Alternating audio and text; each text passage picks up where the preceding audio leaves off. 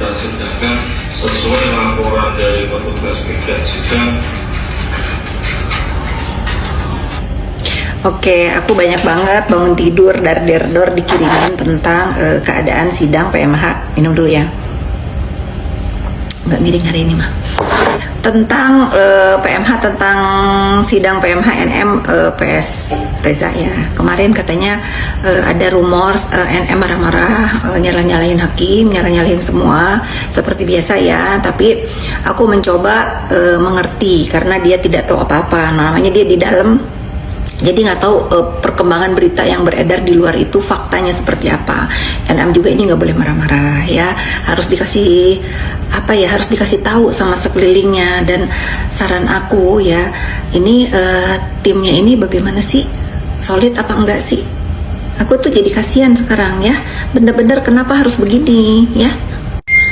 Oke, lanjut ya. Nah, singkat kata, aku akhirnya bertanya kepada Bang Biring, apakah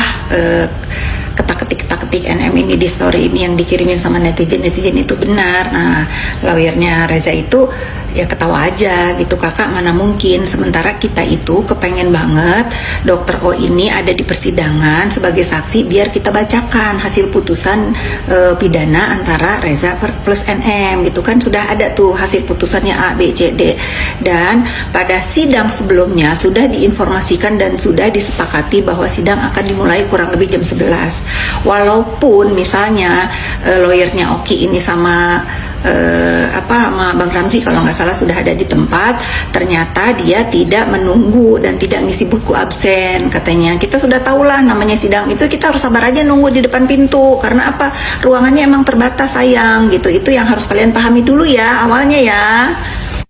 Nah, lalu netizen ya dikatakan lagi bahwa memang berkali-kali NM ini diberikan kesempatan, pihaknya NM ini diberikan kesempatan untuk mengajukan saksi dokter O setelah beberapa kali gagal hadir karena katanya sibuk, banyak pekerjaan di luar dan lain-lain. Akhirnya disetujuilah kemarin ini dia mau datang, tapi lagi-lagi datangnya kalau nggak salah telat atau dia ada di lokasi itu tetapi tidak seperti biasa. Kalau orang-orang sedang menunggu sidang itu memang ada di depan pintu gitu, karena aku juga kan beberapa kali ngikutin persidangan ya, memang nggak bisa nggak bisa lalai gitu ya. Kita namanya juga kita lagi nunggu antrian ya, harus ada minimal perwakilannya lah. Kalau si O-nya ini ada di mana ya minimal perwakilannya, nih udah mulai nih, ayo kita sidang. Kan ini enggak gitu, bahkan katanya si lawyernya ini nggak ada di situ karena sedang menunggu klien. Nah gitu ya, itu sih penjelasan yang bisa aku luruskan. Jadi aku tuh sedih banget ya kalau misalnya dalam keadaan NM ini lagi begini, dia masih marah-marah, dia masih maki-maki penegak hukum, dia masih ya gitulah, kalau nggak sesuai keinginannya ya dia pasti begitu. Tapi kalau sesuai keinginannya dia berapa-berapain, nggak boleh begitu. Nah, satu lagi nih ya, kalau memang orang-orang di sekelilingnya dia itu sayang sama dia, harusnya segala urusan mengenai dia yang katanya sedang mencari keadilan diutamakan.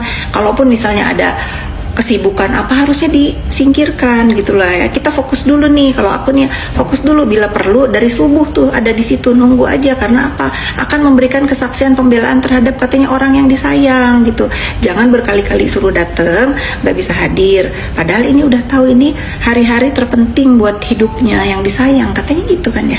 Udah pusing. Kalau dugaan aku nih netizen, lawyernya cerdik, ya udahlah, ngapain aku menghadapkan klien aku untuk dikulitin gitu. Kalau aku jadi lawyernya dokter O juga pasti melakukan hal yang sama ya, untuk kepentingannya klien aku mah nggak akan pusingin untuk kepentingan orang lain ya, daripada nanti ada masalah baru didengar sama hakim PMH ini, oh ternyata begini, karena dugaan aku juga dia udah tahu karena di putusan pidananya memang terbukti bersalah dan memang ada tindakan pidana. Ya aku merasa orang bodoh juga tahu ini PMH ini nggak akan menang ya. Itu dugaan aku. Pinter lawyernya. Aku tuh bukan apa-apa netizen ya, aku tuh sedih aja gitu kalau aku tahu kebenarannya bagaimana gitu. Aku dari awal udah bilang para penegak hukum di kasusnya DRZ sama NM ini itu lurus, setegak selurus sumpit. Nah sekarang kan di kubu-kubunya NM ini kan udah lagi gonjang-ganjing nih, katanya ada apa Markus ya gitu. Nggak mungkin mau dan nggak mungkin juga bisa karena para penegak hukum yang menangani kasus ini itu bener-bener itu tegak lurus ya. Jadi kalau misalnya dikata-katain ngasih anak-anaknya uang haram atau apa tuh sedih ya. Janganlah begitu. Dalam keadaan sulit itu harusnya berkata yang baik. Kalau memang ini adminnya juga nggak boleh mengatasnamakan akunnya yang lagi punya masalah seperti itu gitu kan. Doa baik, ucapan baik itu kan balik ke diri sendiri ya. Ya udah sabar-sabarlah untuk penegak hukum yang lagi difitnah ya.